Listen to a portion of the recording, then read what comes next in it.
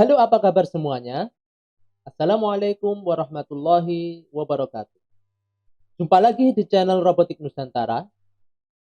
Pada kesempatan kali ini, kita akan melanjutkan diskusi kita masih di perkuliahan mikroprosesor.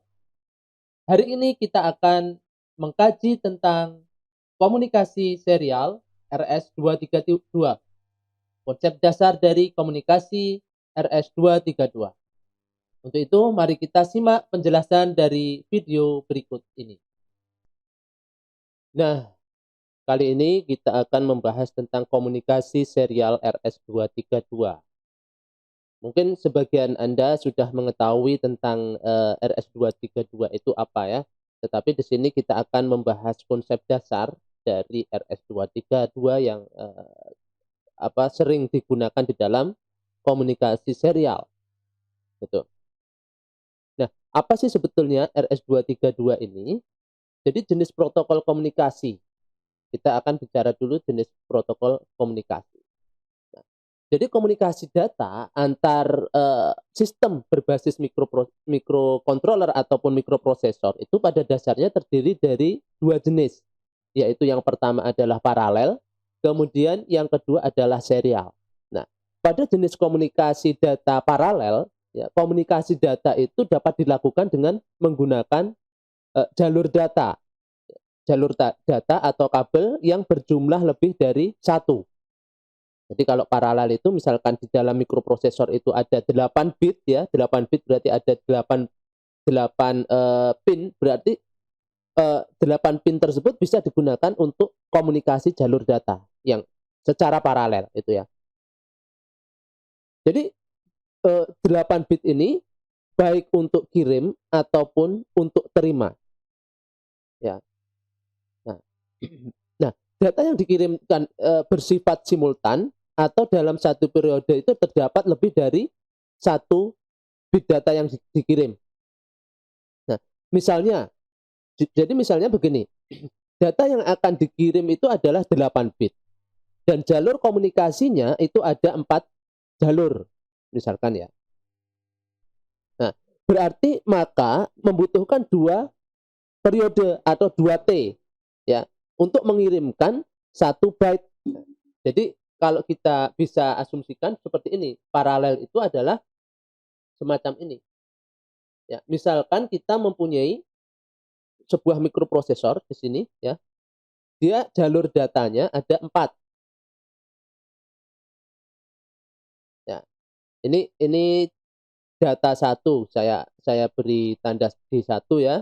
Ini D2, ini D0 ya, misalkan D0, D1, D2, D3 gitu ya. Nah, jadi untuk kalau mikroprosesor ini difungsikan sebagai untuk pengiriman jalur pengiriman paralel ya, maka prosesor ini itu akan membutuhkan 2 periode. Karena dalam paralel ini satu periodenya itu bisa mengirimkan 8 bit. 8 bit berarti ada misalkan ada 8, di sini ada 8 eh, 8 pin ya, di sini misalkan ada 8 pin, berarti dia akan secara simultan bisa dikirimkan kirim ataupun menerima sebanyak 8 pin.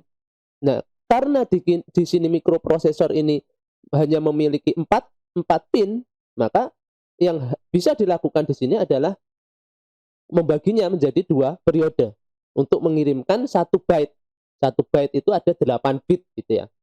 Nah, komunikasi secara paralel inilah yang mudah dan cepat. Tetapi kecepatannya itu sangat tergantung dari jumlah jalur yang digunakan untuk kirim terima. Untuk kirim ataupun terima. Jadi tergantung pada jalur yang uh, digunakan. Nah, yang kedua adalah komunikasi serial. Komunikasi serial ini menggunakan jalur yang terdiri hanya satu jalur atau satu kabel saja. Nah, untuk kirim saja atau terima saja. Nah, jadi jika data yang dikirimkan itu sebesar 8 bit, maka membutuhkan 8 periode. Ya, 8 periode atau 8T untuk mengirimkan 1 byte.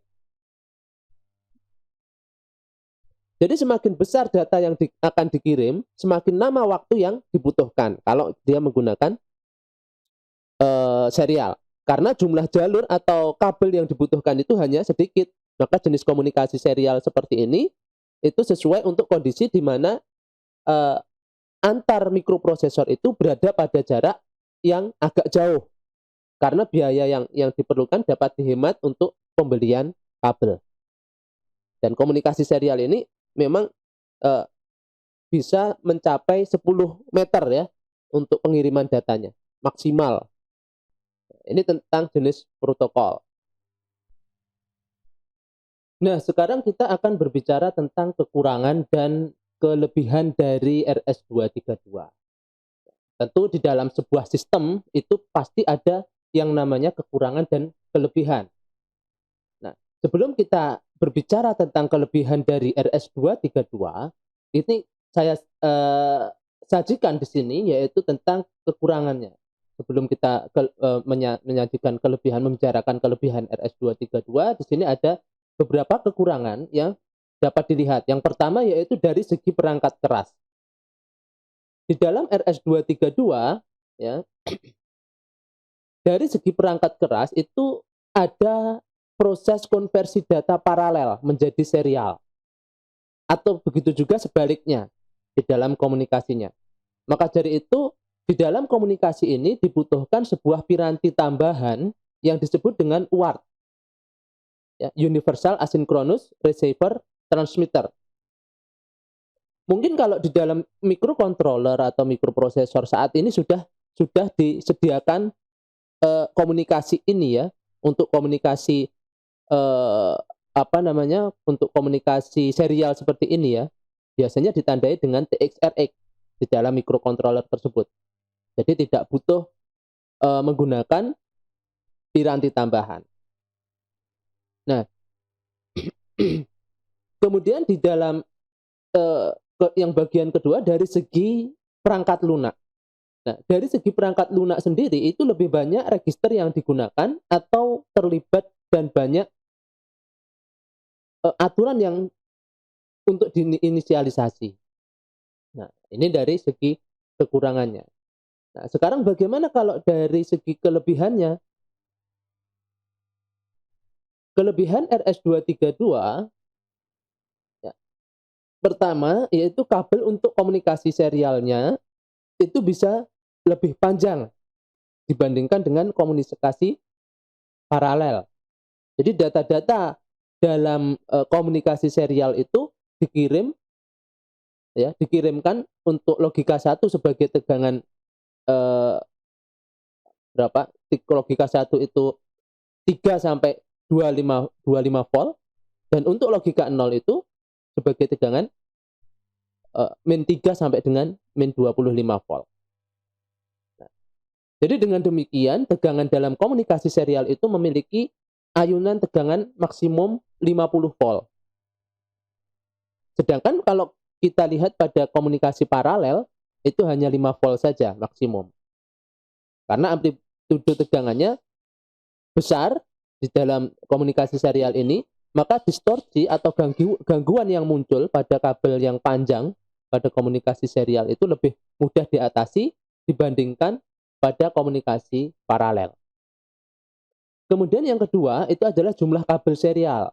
Jumlah kabel serial itu lebih sedikit, yaitu hanya 3 kabel ya untuk konfigurasi null modem, yaitu ada TXD ya, TXD itu saluran kirim atau ini singkatan dari transmitter data ya, kemudian RXD saluran terima receiver data, dan yang satu perlu adanya pin ground. Nah, jadi berbeda jika menggunakan teknik paralel, maka akan terdapat sekitar 20 sampai 25 kabel. Ya. Namun pada masing-masing komputer dengan komunikasi serial itu harus dibayar biaya antarmuka serial yang agak lebih mahal gitu ya. Lalu di sini ada banyaknya piranti saat ini itu menggunakan teknologi inframerah untuk komunikasi data. Bahkan saat ini sudah menggunakan Wi-Fi dan lain sebagainya, USB, ya. Kemudian ada komunikasi Bluetooth gitu ya.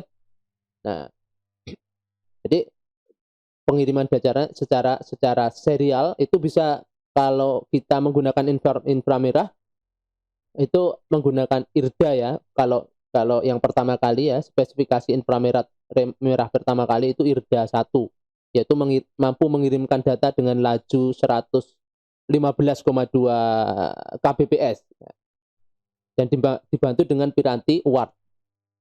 Nah, hanya saja di sini panjang pulsa itu berkurang menjadi 3/16 dari standar RS-232. Nah, kemudian untuk teknologi embedded system, itu banyak microcontroller yang dilengkapi dengan komunikasi serial, baik seri RISC maupun CISC atau Serial Communication Interface SCI. Nah, dengan adanya SCI yang terpadu pada IC ini, maka microcontroller tersebut akan mengurangi jumlah pin keluaran sehingga hanya dibutuhkan 2 pin utama, yaitu TXD dan RXD. Anda bisa cek di Arduino yang saat ini mungkin itu salah satu tren ya, microcontroller yang disediakan TX-RX. Nah, itu tadi kekurangan dan kelebihannya. Nah, di sini saya disajikan sebuah ilustrasi antara komunikasi desktop dan MCU ya. Ilustrasi dari komunikasi desktop dan MCU ya. Nah, pada gambar ini ada berapa? Ada 3 gambar ya. Bagian A.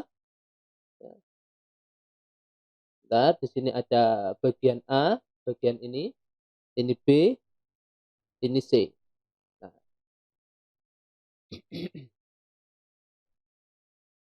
nah jadi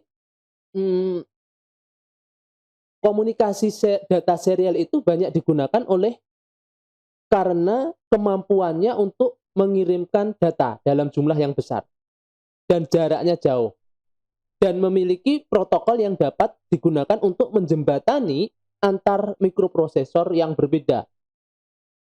Nah, komunikasi data antar mikroprosesor itu tidak dapat dilakukan dengan menyambungkan langsung begitu saja ya dengan pin mikroprosesornya, karena belum tentu setiap mikroprosesor itu memiliki pin yang spesifikasinya sama antar satu dengan yang lainnya. Nah, jika dilihat pada gambar ini, gambar yang pertama, ya, gambar yang A, ya, ilustrasi komunikasi serial antar desktop dan microcontroller. Nah, desktop ini akan berperan sebagai pusat kontrol dan memonitor proses produksi. Ya, di sini. Di sini adalah desktop. Kemudian di sini itu adalah mikrokontrolernya. Ini mikrokontrolernya 8051 yang terkoneksi dengan MAX 232. Ini IC UART untuk komunikasi serial. Nah, jadi mikrokontroler di sini, sedangkan mikrokontrolernya ini itu bertugas mengendalikan mesin-mesin produksi langsung di dalam mesin itu sendiri. Ya. Di dalam sebuah desktop terdiri dari mikroprosesor. Ya, demikian juga di dalam mikrokontroler juga memiliki mikroprosesor. Nah, maka komunikasi data antar keduanya harus menggunakan protokol standar sehingga data itu dapat dikirim atau diterima walaupun tidak menggunakan mikroprosesor yang berasal dari merek yang sama. Nah, misalkan di sini, di dalam PC itu dia menggunakan mikroprosesor yang berbeda, Intel misalnya ya. Nah, di sini menggunakan mikroprosesor atau mikrocontroller Atmel. Tentu antara PC ini tidak akan bisa langsung dihubungkan dengan Atmel melalui secara serial, secara langsung. Maka dari itu dibutuhkan sebuah penterjemah atau yang disebut dengan protokol. Nah, di sini protokol menggunakan MAX232 sebagai untuk komunikasi UART-nya supaya komunikasinya terjalin secara serial. Dan di sini biasanya menggunakan port DB9, istilahnya kalau di dalam komputer itu DB9. Nah, sedangkan di sini komputer desktop model lama itu biasanya ini telah dibekali dengan terminal port. Nah, ini kan DB9 ini terminal port yang dia merupakan standar dari RS232. Ya. Baik itu menggunakan DB9 atau DB25. Sehingga jika ada sistem lain yang telah memiliki terminal port, seperti halnya ini, Atmel 8051 yang digunakan untuk yang terkoneksi dengan embedded system, dengan sebuah lengan robot misalkan ya, yang akan dikendalikan atau dimonitoring menggunakan PC, maka cukup dengan akan dikoneksikan ke DB9 tersebut. Nah, jadi bisa langsung disambungkan menggunakan kabel serial. Nah, berbeda lagi jika dengan microcontroller. Agar microcontroller itu dapat melakukan komunikasi serial, maka harus dibantu oleh komponen penyesuaian level tegangan, yaitu IC MAX232. Tugasnya apa IC MAX232 ini? Itu mengubah level TTL, transistor logic, ya, menjadi level tegangan 5 volt. Karena level tegangan pada RS komunikasi serial itu adalah 5 volt. Nah, jika pada level TTL logika 1 itu ekuivalen dengan tegangan 5 volt, maka pada RS232 level logika 1 itu dinyatakan dengan level tegangan min 3 sampai min 2 5 volt. Sedangkan logika 0 pada level TTL itu ekuivalen sama dengan 0 volt, maka logikanya adalah logika 0 pada RS232 itu dinyatakan dengan dalam level tegangan plus 3 sampai 25 volt, plus 25 volt. Nah, ini kalau kita lihat pada level tegangannya, ini seperti ini, level tegangan RS232. Ya. Jadi min ini ditandai 1, logika 1, itu min 3 sampai min 15 atau min 25. Ya. Kalau logika 0 itu nilainya plus 3 sampai plus 5. Nah, kita kembali lagi ke gambar ini. Nah, itu tadi.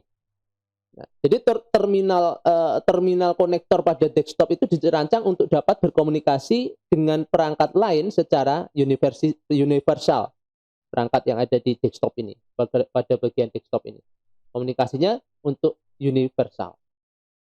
Sehingga hampir semua titik pada konektor DB9 itu memiliki fungsi yang spesifik.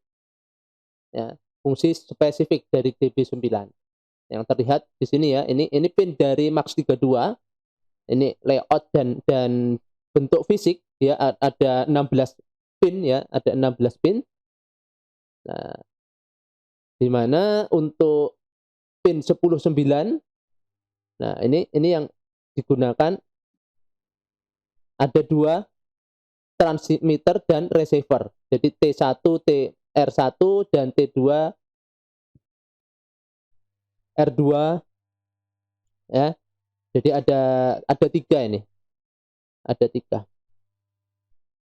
Ada 2 ya, ada 2 maaf. Ada 2. Kemudian ini pin dari DB9. Setiap fungsinya. Pin 1 itu data center DCD, kemudian pin 2 itu receive data, pin 3 itu transmit data ya. Data transmitter ready DTR itu pin 4, pin 5 ground. Nah, dan di dalam MAX232 ini tinggal kita pilih pin mana yang akan digunakan untuk komunikasi. Ini nah, misalkan kita menggunakan ini ya, T2 in R2 out. Nah, ini yang akan menyambung ke microcontroller pada pin microcontrollernya. Ini microcontroller. Nah, sedangkan kalau di sini yang terhubung T2 R2 itu ke microcontroller, maka di sini T2R2 ini harus dihubungkan ke DB9. Nah, DB9. Kalau kita menggunakan R1T1, maka nanti ini kalau R1T1 ini untuk microcontroller, maka yang T1R1 yang di atas ini untuk DB9 ke PC. Nah, seperti itu ya. Level tegangan. Nah, ini level tegangan RS232 yang tadi. Kemudian protokol RS232. Protokol RS232, jadi komunikasi serial ini, RS232 ini, itu memiliki aturan atau protokol tentang format data yang digunakan untuk komunikasi antara TX dan RX. Yaitu pada bagian start ya, yaitu 1 start bit low, 8 bit data, dan 1 stop bit high. Nah, oleh karena itu, sebelum membuat sebuah program itu untuk komunikasi serial ini ada beberapa parameter yang harus ditentukan sesuai dengan format yang harus disepakati. Yang pertama adalah baud rate, kemudian ada start bit, ada data bit, dan parity bit yang terdiri dari parity bit itu yang terdiri dari odd dan even parity digunakan untuk checking error ya. Kemudian di sini ada stop bit. Ini protokol. Jadi ini start pada bagian start, kemudian ini sebagai stop. Stop berarti dia high ya. Ya kalau stop start ini low, maka dia tandanya ke bawah ini ya, low 0. Kalau stop itu high 1. Dan data bit ini ada 8 data. 0 sampai 7 itu bit data yang dikirim. Nah, jadi ada proses semacam ini. Nah, kemudian apa sih sebetulnya baud rate itu dari beberapa parameter tadi? Jadi baud rate ini adalah parameter untuk menentukan kecepatan transmisi data antar TX dan RX. Ya. Jadi baud rate antara TX dan RX itu haruslah sinkron. Karena jika tidak sinkron, maka ini akan mengakibatkan data yang diterima itu akan menjadi tidak valid. Karena hilangnya bit atau kesalahan penerimaan pada RX. Kalau kecepatannya berarti harus sinkron ya, harus sinkron. Sedangkan start bit ini adalah penanda awal. Sebagai penanda awal di mana dia sifatnya low ya dari mulainya data yang akan dikirim. Nah, jadi setiap data itu akan selalu diawali dengan start bit untuk menandakan bahwa data itu akan dikirim untuk penanda. Kemudian ada data bit. Data bit di sini itu adalah bit-bit data yang akan dikirimkan itu sendiri. Data apa yang akan dikirimkan? Lalu ada parity bit. Ini adalah bit sebenarnya ya. Parity bit sebenarnya itu tidak wajib sebetulnya. Jadi ini adalah bit tambahan ya yang dapat digunakan untuk checking error, pemeriksaan error. Dan ini sifatnya tidak wajib dan namun akan lebih baik jika ada, terutama jika data yang akan dikirimkan itu berukuran besar. Lalu yang terakhir adalah stop bit ya, itu adalah penanda akhir dari data yang akan dikirimkan. Nah, ini masing-masing dari data itu. Nah, kalau kita lihat dari protokol RS232 ini pada gambar ini, ya, ini format dari protokol RS232. Jadi setiap byte data, setiap 8 bit data, ya, yang dikirimkan itu ternyata dikemas dalam bentuk paket data. Nah, yang memiliki pola yang sama, yaitu mulai dari start, ya, kemudian ada data, nah, ini polanya, kemudian ada stop, kemudian ada data yang akan dikirim ini, data yang kedua misalkan, itu akan dikirim lagi kedua, data kedua ini dikirim, maka diawali dengan start dulu. Start dengan memberikan logical low. Kemudian ada stop. Setiap data yang terkirim polanya mirip ya, polanya sama. Nah, dan ini berlaku seterusnya. Di dalam komunikasi serial itu berlaku seterusnya. Nah, jadi dari ilustrasi ini dapat kita lihat bahwa untuk mengirimkan 1 byte data itu, maka total bit dari paket data yang dikirimkan itu akan menjadi 10 bit. Karena ada 2 bit tambahan, yaitu 1 bit untuk start dan 1 bit untuk stop. Nah, hal ini berarti apa? Ini berarti efektivitas pengiriman data serial itu hanya mencapai 80%. Jika total bit yang dikirim itu sebesar 1 kilo misalkan ya, dalam pengiriman 1 byte ini kan, berarti ini bit data itu ada 8, ini start itu bitnya ya 1, dan ini 2. Berarti ada 10, 8 ditambah 2, yaitu start dan stop, ada 10 bit data, bit yang akan dikirimkan. Nah, sehingga di sini akan menyebabkan efektivitas pengiriman data itu hanya mencapai 80%. Jadi jika total bit yang dikirim itu sebesar 1 kilobyte misalkan, 1 kilobyte itu 1 kilobyte itu sama dengan 24 ya. 104 bit ya. Berarti di situ maka isi data sebenarnya itu hanya sekitar 80% dari 1 kilobyte. Ya.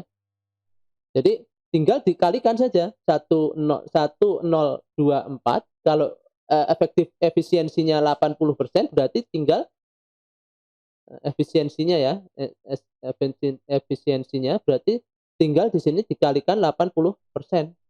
Nah, maka dari itu sama dengan sekitar 800-an ya, 800-an berapa gitu. Sekitar 800 sekian, 800 byte.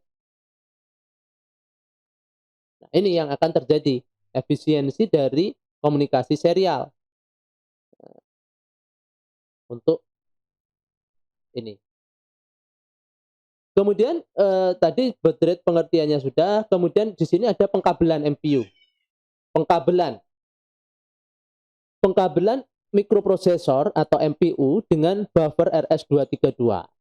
Nah, tadi sudah ya disinggung sebentar.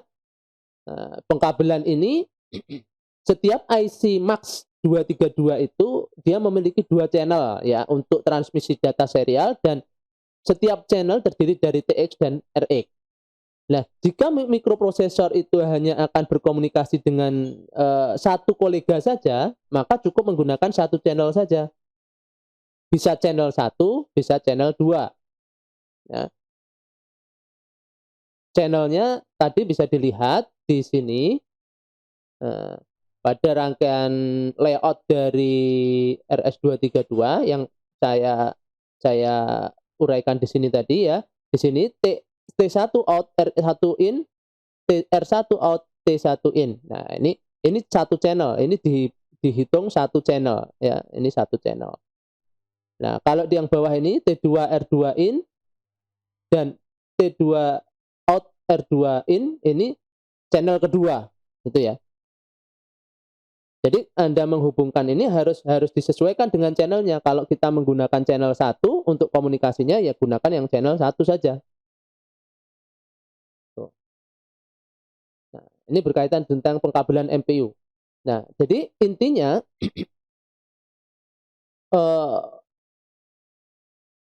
kalau kita ingin menggunakan komunikasi dengan satu kolega, ya satu PC saja misalnya, maka cukup mengambil 1 channel saja.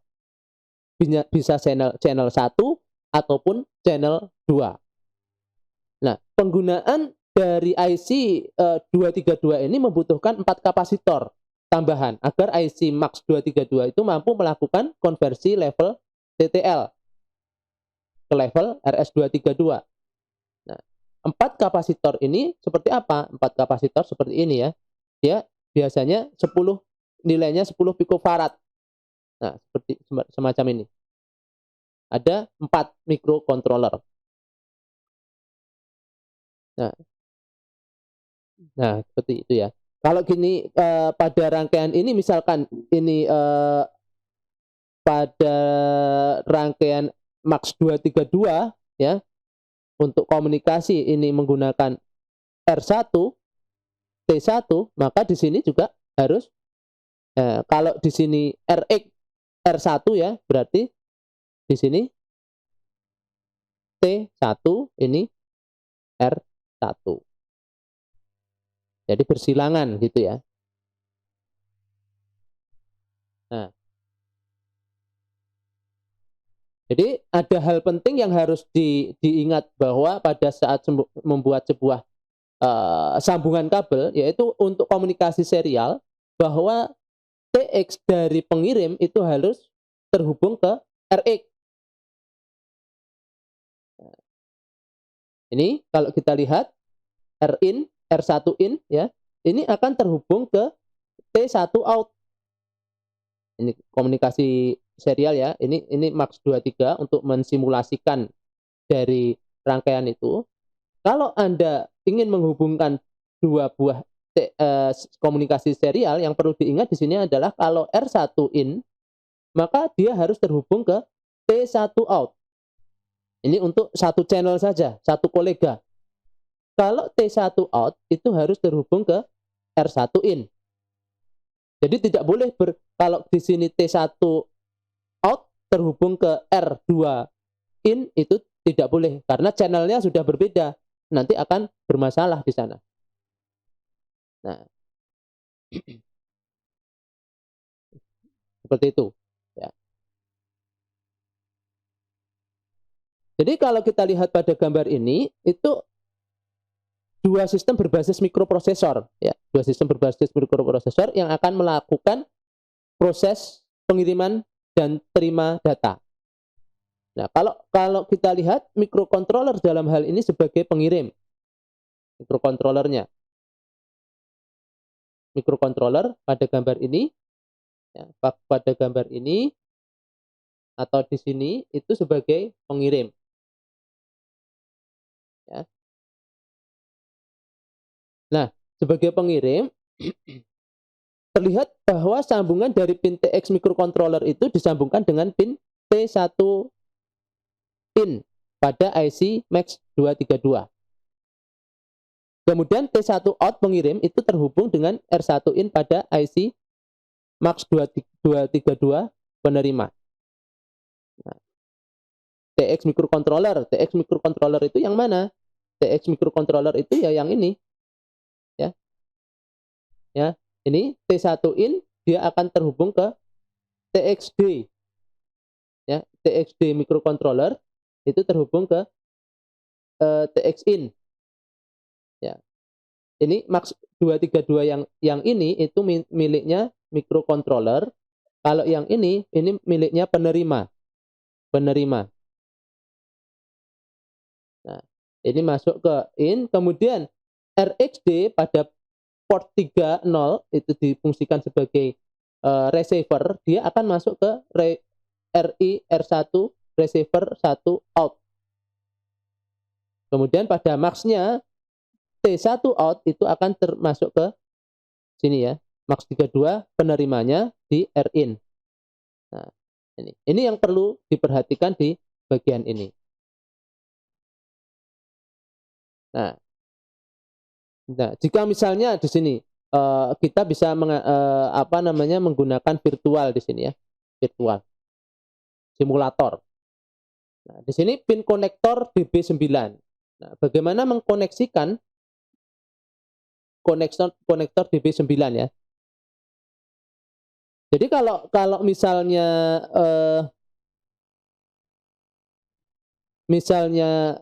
pada hardware yang sebenarnya mikrocontroller itu akan berkomunikasi dengan mikrocontroller juga ya, bukan virtual terminal. Nah, maka kabel penghubungnya di situ antar konektor DB9. Itu harus di cross dilakukan cross seperti ini rangkaiannya. Ya. Ini kalau virtual terminal.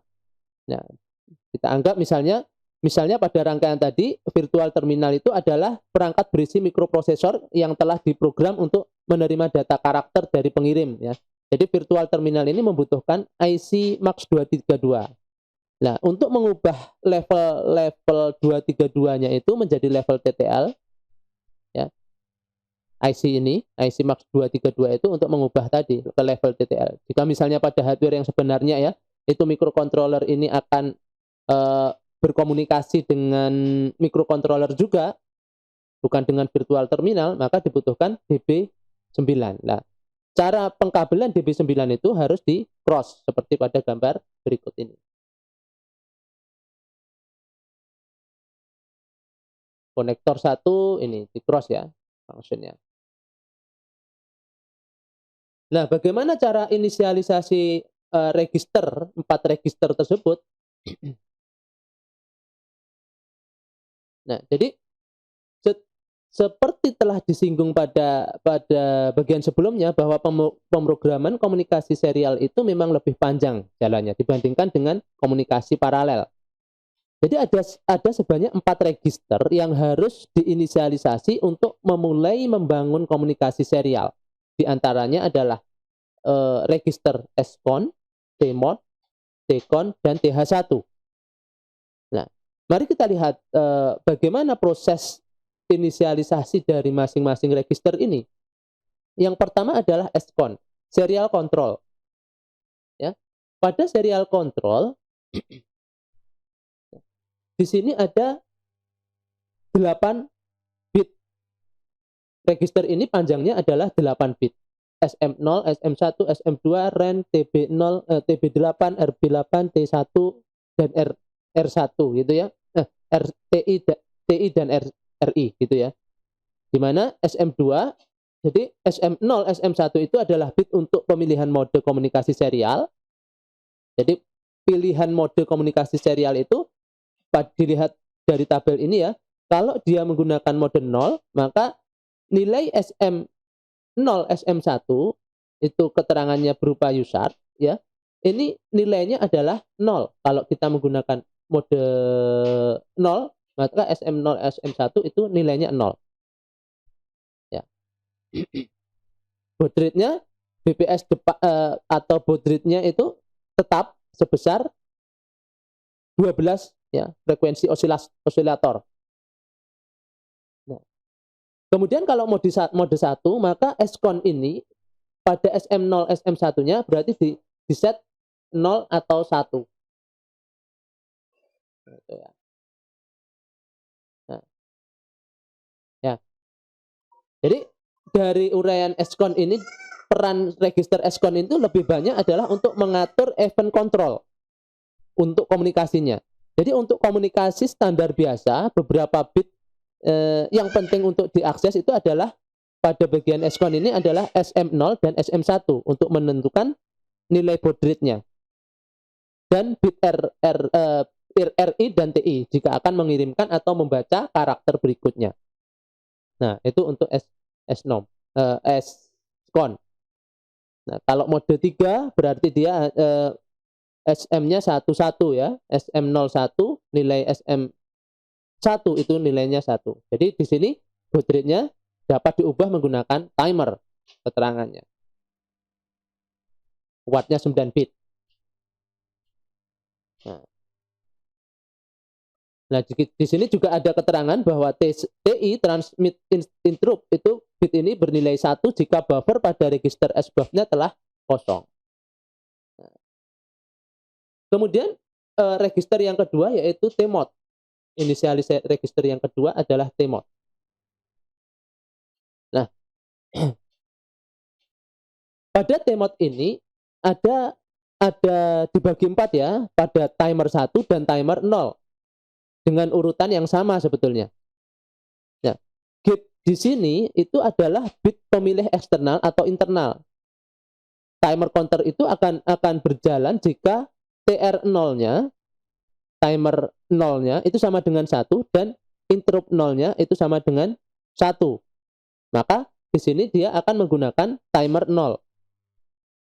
Kalau TR0-nya, timernya 0, timer 0 itu bernilai logika 1 dan interrupt 0 itu berlogika 1, maka yang berfungsi adalah untuk timer modernnya adalah timer 0. Nah, kalau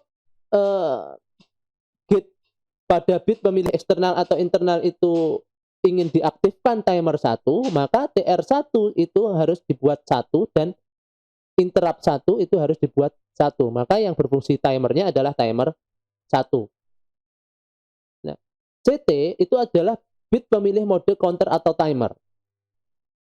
Di sini CT ini kalau dia bernilai 0, maka timer yang digunakan adalah timer ya. Kalau ini pemilihan counter atau timer ya. Ini mode counter atau mode timer di dalam register serialnya. Kalau timer itu di sini harus 0 atau di sini 0. Nah, kalau counter maka di sini 1. Bernilai 1. Nah, kemudian ada M1 dan M0 itu pemilih mode operasi counter timer.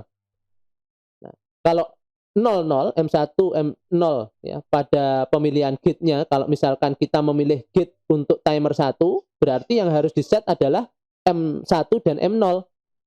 Ya, M1 dan M0 itu mode 0. Timer counter 13 bit. Ya, ini 00. Ya, ini berarti timer counter 13 bit. Kalau 01, kalau kita memilih yang timer 1 ya, 01 ya. Kalau di sini 0 ini 1, berarti mode operasinya adalah mode 1, timer counter 16 bit.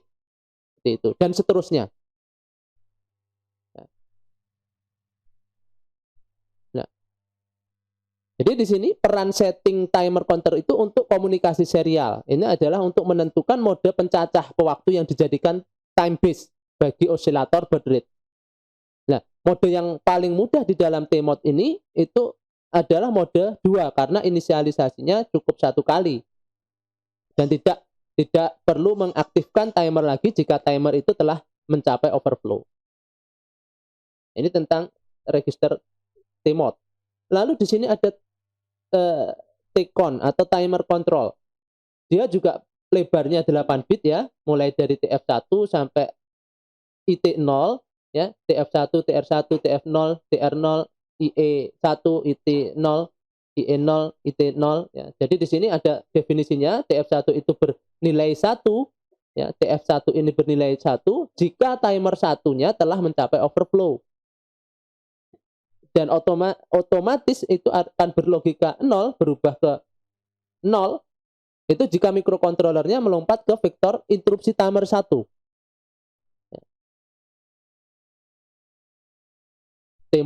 T-mode-nya tadi ya. Kemudian TF0 ini mirip dengan TF1, hanya saja TF0 ini berlaku untuk timer 0. Kalau tadi mode kita ada yang dipakai itu timer 0, maka yang berfungsi nanti ya TF0. Ya, TF0-nya. Nah, jadi peran register T-con ini adalah untuk mengatur aktivasi kapan timer itu akan mulai menghitung dan kapan akan berhenti. Jadi bit yang diatur itu harus disesuaikan dengan timer counter yang digunakan dan tidak perlu mengatur bit lainnya bila tidak diperlukan. Kemudian di sini yang lain adalah TH1. Ini timer mode.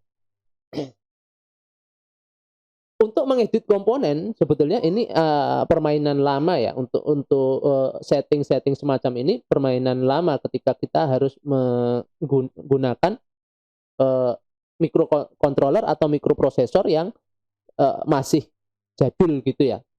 Nah, jadi TH1 ini kecepatan transfer data pada komunikasi serial itu ya antara pengirim dan penerima itu harus sinkron atau seimbang. Jadi pada komputer desktop atau PC itu pengaturannya termasuk mudah karena telah diambil alih oleh program aplikasi misalkan menggunakan hyperterminal semacam ini. Hyperterminal dulu untuk komunikasinya kita setting hyperterminal. Nah, tabel-tabelnya pun juga disediakan di sini ya, tabel-tabelnya.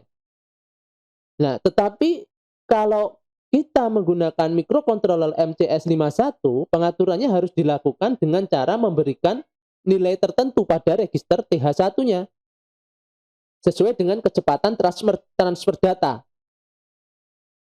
Nah, tabel yang sebelah kanan ini itu kita dapat melihat bahwa setiap kecepatan baud rate itu ternyata nilai TH1-nya akan berbeda secara spesifik.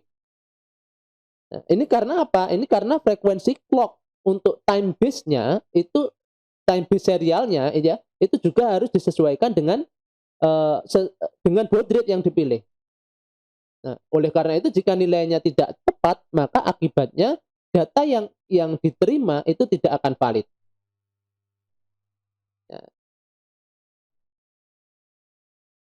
Nah, di sini ya. Di sini ada baud rate 9600 ya. Kristal frekuensinya harus berapa? 12.000 MHz. S-mode-nya, register S-mode yang tadi itu harus di setting seperti apa?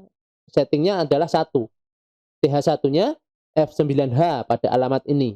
Aktual baud rate-nya 8923. Jadi error persennya sebesar 7% kalau kita menggunakan 9600. Kalau kristal frekuensi yang kita gunakan pada microcontroller atau mikroprosesor itu sebesar 12 MHz. Tentu kalau di dalam microcontroller TH1 kita set 9 ini 9600 dengan rangkaian frekuensi kristalnya 12.000 MHz, maka ketika kita hubungkan dengan DB9 pada microcontroller, hiperterminalnya di baud rate ini juga harus disesuaikan. Harus disesuaikan 9600. Ya, disesuaikan macam ini. Kalau tidak sesuai, maka akan terjadi error nanti. Seperti itu. Nah, di sini disajikan sebuah pemrograman komunikasi serial dengan metode pooling. Ya. Jadi pemrograman untuk komunikasi serial itu dapat dilakukan menggunakan metode pooling atau biasa disebut dengan interupsi. Jadi metode pooling ini akan lebih relatif mudah, tetapi program menjadi tidak efisien dari sisi penggunaan waktunya. Nah, sementara program interupsi itu relatif rumit. Nah, jadi maaf, di situ ada kesalahan ya. Jadi pemrograman untuk komunikasi serial itu dapat dilakukan menggunakan metode pooling atau bisa juga dengan interupsi. Kalau dia menggunakan metode pooling itu relatif mudah, tetapi dari segi frekuensinya dia akan efisiensinya tinggi gitu ya. Efisiensi penggunaan waktunya tidak efisien. Tetapi kalau interupsi itu relatif rumit, tetapi memiliki efisiensi waktu yang tinggi.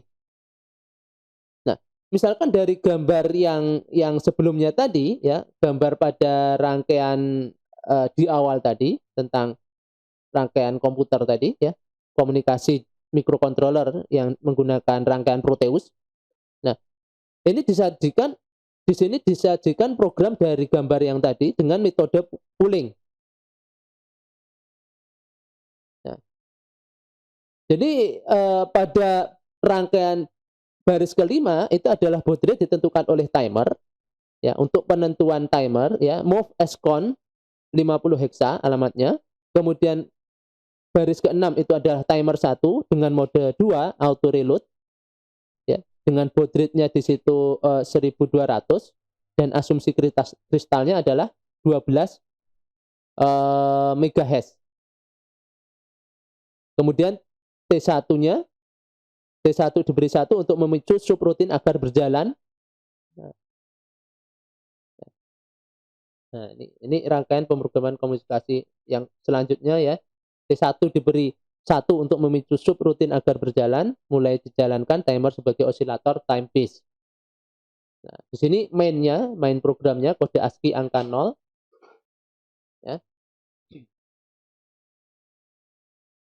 Seperti itu. Dan seterusnya. Jadi contoh pseudocode ini dia program yang mengikuti kesepakatan setting yang sinkronus. Nah, tentang tentang, tentang, uh, eh, komunikasi serial metode pooling. Nah, Nah, mungkin untuk penjelasan komunikasi serial sampai di sini. Silahkan Anda mencoba untuk pelajari dari rangkaian yang ada di modul tentang komunikasi serial. Ya. Selamat belajar dan saya akhiri. Wassalamualaikum warahmatullahi wabarakatuh.